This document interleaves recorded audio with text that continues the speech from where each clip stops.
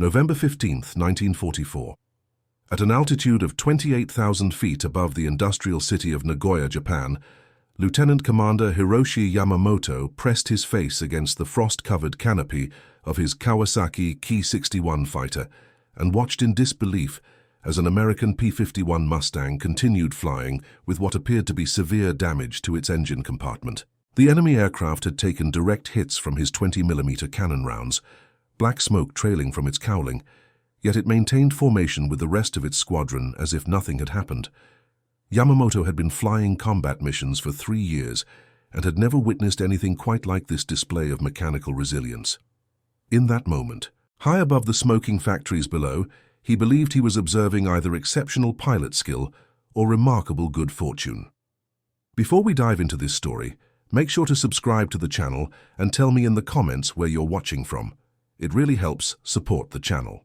What Yamamoto could not have known was that he had just witnessed the first field demonstration of what Japanese engineers would later discover to be the most revolutionary approach to aircraft engine design of the entire conflict. A philosophy of redundancy and robust engineering that would fundamentally challenge everything the Imperial Japanese Navy and Army Air Forces believed about. Mechanical precision. The incident began 3 hours earlier at Iwo Jima, where Captain Robert Dutch Kindleberger of the 478th Fighter Squadron was conducting his morning pre-flight inspection of his P-51D model Mustang. The aircraft, bearing the tail number 442367 and nicknamed Iron Horse by its ground crew, represented the culmination of North American aviation's partnership with Rolls-Royce that had produced what many considered the finest long-range fighter of the conflict. Kindleberger ran his gloved hand along the polished aluminum skin of the aircraft's nose, feeling for any imperfections that might affect airflow over the Merlin Vida 1650 engine housed beneath the streamlined cowling. At 26 years old, the former mechanic from Detroit possessed an intuitive understanding of machinery that had served him well during his transition from the factory floor to the cockpit. He understood that his Mustang was powered by an engine originally designed for British bombers, but adapted for fighter use, a liquid-cooled power plant that generated 1,490 horsepower at war emergency power settings. The morning briefing had been straightforward. Escort a formation of B-29 superfortresses to targets around Nagoya and provide air cover during their bombing runs. Intelligence reports suggested moderate fighter opposition, primarily consisting of older Japanese aircraft types that had proven increasingly ineffective against the newer American designs. What concerned Kindleberger more than enemy fighters was the reliability of his equipment during the long overwater flight to the target area. As his squadron lifted off from Iwo Jima's volcanic runway at 0830 hours, Kindleberger noticed that his engine oil temperature was running slightly higher than normal, not enough to abort the mission, but sufficient to warrant careful monitoring.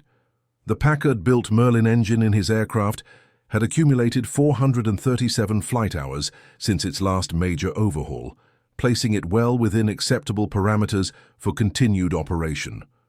However, Kindleberger had learned during his factory days that mechanical systems often displayed subtle warning signs before experiencing failures.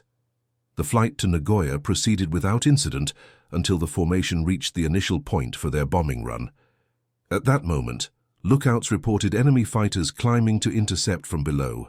Kindleberger scanned the sky through his bubble canopy and spotted a formation of Japanese interceptors approaching from the southeast, sleek, angular aircraft that he recognized as Ki-61 models among the more capable fighters in the Imperial Japanese Army Air Force inventory. The engagement that followed was brief but intense.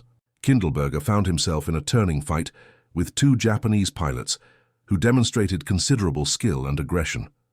During a high-G climbing turn, he heard and felt his engine take several hits from enemy cannon fire. The immediate response was alarming.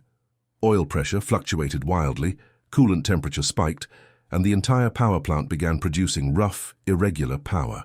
Under normal circumstances, such damage would have forced an immediate emergency landing. Kindleberger throttled back and prepared to break off from the engagement, expecting his engine to seize at any moment. Instead, something remarkable occurred.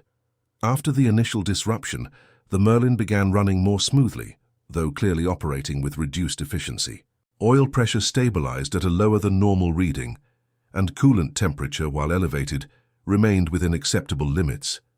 Kindleberger cautiously advanced the throttle and discovered that his engine was still capable of producing substantial power.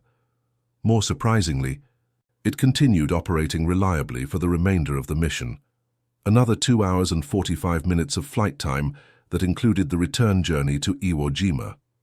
Upon landing, ground crew inspection revealed that enemy cannon rounds had damaged or destroyed several critical engine components, including portions of the cooling system, oil circulation network, and ignition system. Master Sergeant Tony Kowalski, the squadron's senior engine mechanic, had been maintaining aircraft power plants since 1936 and had never encountered damage patterns quite like those he discovered on Kindleberger's Mustang. The Merlin engine had sustained hits that severed 2 of its 12 ignition leads, punctured one of its coolant radiator cores, and damaged several oil lines. Yet it had continued operating for nearly 3 hours after sustaining this damage. Kowalski's detailed damage assessment revealed the sophisticated engineering philosophy that differentiated American power plant design from its foreign counterparts. The Merlin engine incorporated multiple redundant systems that allowed it to continue functioning even when significant components were damaged or destroyed.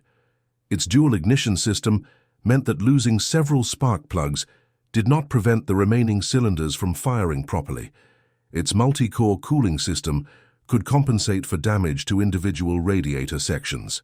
Most importantly, its robust internal construction allowed it to tolerate operating conditions that would have destroyed less carefully engineered power plants. Meanwhile, 1,500 miles away in Tokyo, Commander Yamamoto was filing his combat report with growing confusion. He had observed the American aircraft sustain what appeared to be fatal damage, yet it had continued flying in formation as if nothing had occurred. His own aircraft, a P-51 powered by a Kawasaki Ha-40 liquid-cooled engine, would almost certainly have experienced catastrophic failure under similar circumstances.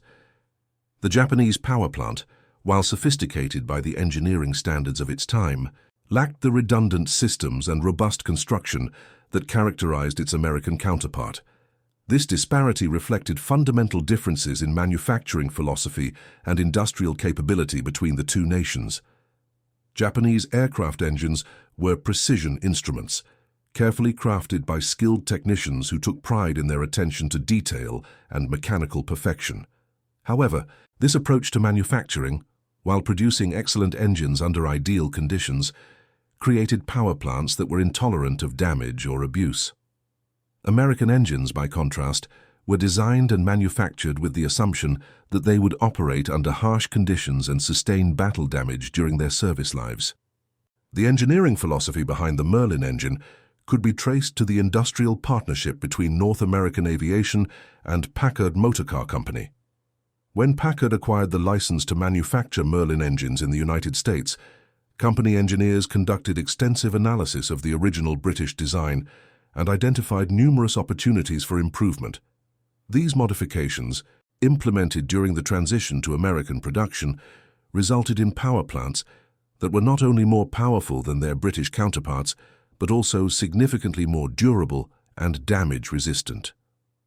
Packard's modifications included strengthening internal components, improving the cooling system design, and implementing more robust ignition and fuel delivery systems.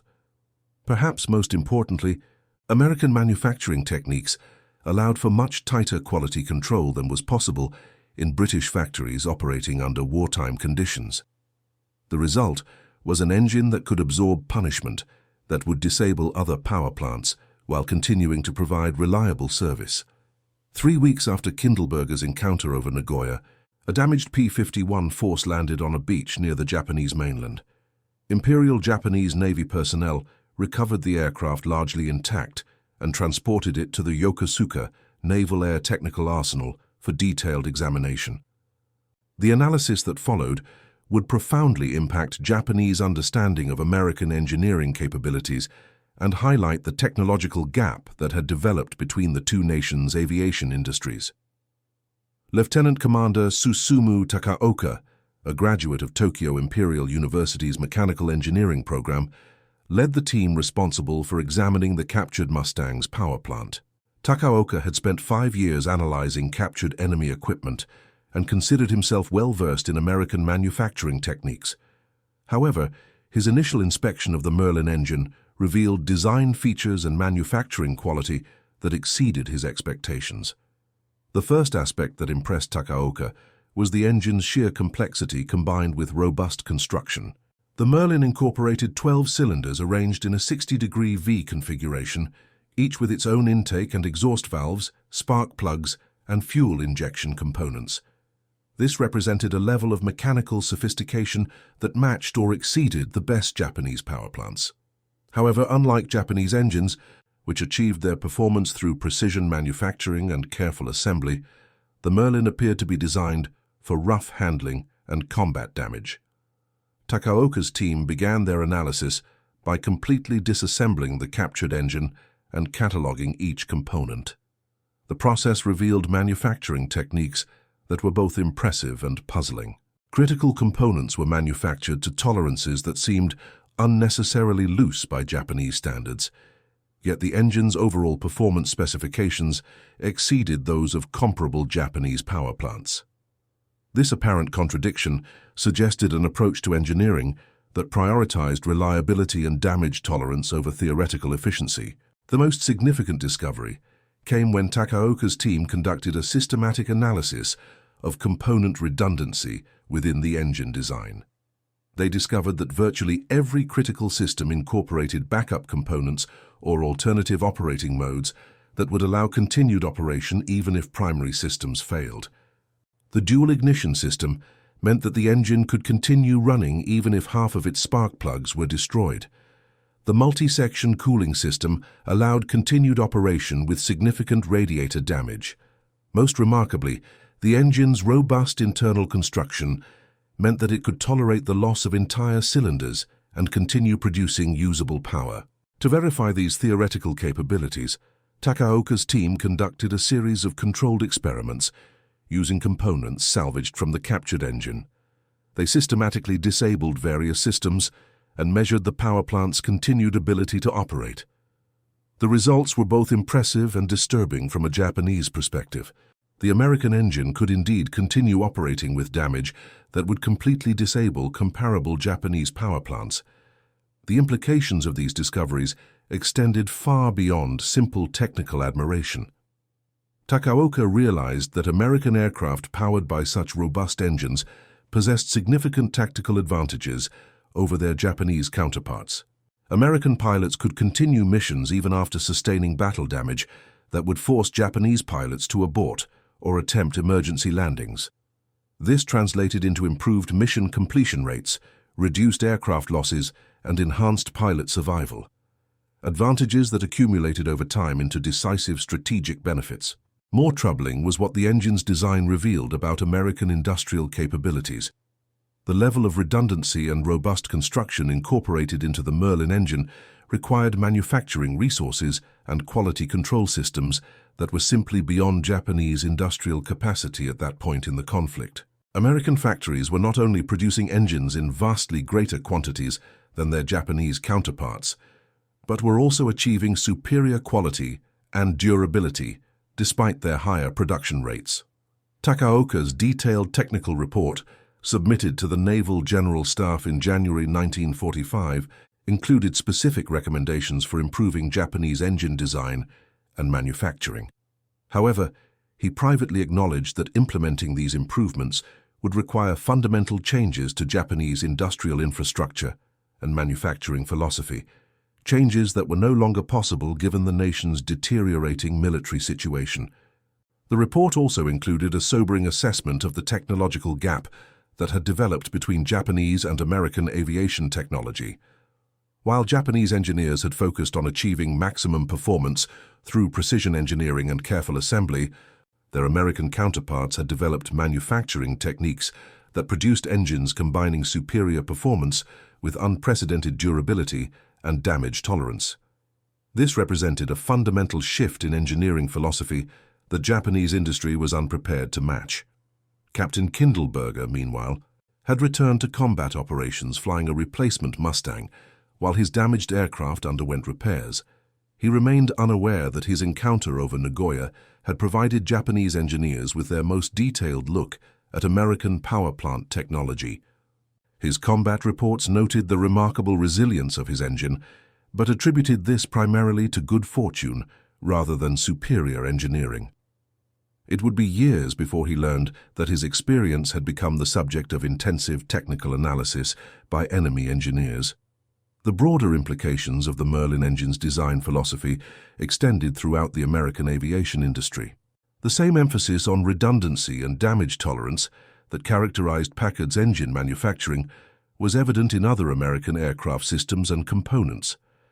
This approach reflected not only superior industrial capabilities, but also a more sophisticated understanding of combat requirements and operational realities. American aircraft designers recognized that their products would operate under harsh conditions, sustain battle damage, and require continued operation with minimal maintenance. This understanding led to design decisions that prioritized reliability and repairability over theoretical efficiency or performance. The result was aircraft that, while perhaps not optimal under laboratory conditions, proved superior in actual combat operations. The psychological impact of this technological superiority extended beyond its immediate tactical benefits. Japanese pilots who encountered American aircraft, powered by seemingly indestructible engines, began to question their own equipment's reliability, and by extension, their chances of survival in combat. This erosion of confidence in their machines contributed to declining morale among Japanese aircrew and reduced their effectiveness in subsequent engagements. By early 1945, reports of American aircraft continuing to operate despite sustaining significant battle damage had become common in Japanese pilot debriefings. These accounts, initially dismissed as exaggeration or misidentification, were increasingly supported by physical evidence from recovered wreckage and captured equipment. The accumulating data painted a clear picture of American technological superiority that Japanese military leadership could no longer ignore. The final irony of Takaoka's analysis was that it arrived too late to influence Japanese aircraft development significantly. By the time his team completed their comprehensive evaluation of American engine technology, Japan's industrial capacity was too severely compromised to implement meaningful improvements to their own power plant designs. The nation's aircraft factories were struggling to maintain production of existing engine types, using increasingly scarce materials and reduced quality components. Developing new engines incorporating American design principles was simply beyond their remaining capabilities. The story of Japanese engineers discovering that American engines could lose half their parts and continue flying became a metaphor for the broader technological and industrial disparities that characterized the final stages of the Pacific conflict. It illustrated how American industrial might, combined with sophisticated engineering practices, had created weapons systems that were not only more numerous than their Japanese counterparts, but also fundamentally superior in design and construction. In his final report to Naval Headquarters, Takaoka wrote that examining the captured Merlin engine had been both educational and humbling. He had gained tremendous respect for American engineering capabilities, while simultaneously recognizing the extent to which Japanese technology had fallen behind. The engine represented not just superior mechanical design, but an entire industrial philosophy that emphasized practical effectiveness over theoretical perfection. Years later, during post-conflict interviews, Takaoka would describe his analysis of the Merlin engine as a turning point in his understanding of modern warfare. He had realized that victory in industrial conflicts depended not only on the courage and skill of individual combatants, but also on the technological and manufacturing capabilities of entire nations. The robust American engines that could continue flying with half their parts missing represented the triumph of industrial engineering over individual craftsmanship, a lesson that would influence his post-conflict career in Japan's recovering aviation industry. Captain Kindleberger survived the conflict and returned to Detroit, where he resumed his career in the automotive industry. He never learned the full extent to which his damaged Mustang had influenced Japanese understanding of American technology. However, he retained his appreciation for the Merlin engine's remarkable resilience and would often tell fellow veterans about the day his aircraft continued flying, despite taking direct hits from enemy cannon fire. The engineering principles that made the Merlin engine so damage-resistant would influence post-conflict aviation development worldwide. The emphasis on redundancy, robust construction, and damage tolerance became standard features of subsequent American military aircraft designs. These principles also found applications in civilian aviation, where reliability and safety were paramount concerns. The lessons learned from engines that could lose half their parts and continue flying ultimately contributed to the development of modern aviation systems that are both more capable and more reliable than their wartime predecessors. And that concludes our story. If you made it this far, please share your thoughts in the comments. What part of this historical account surprised you most? Don't forget to subscribe for more untold stories from World War II, and check out the video on screen for another incredible tale from history. Until next time.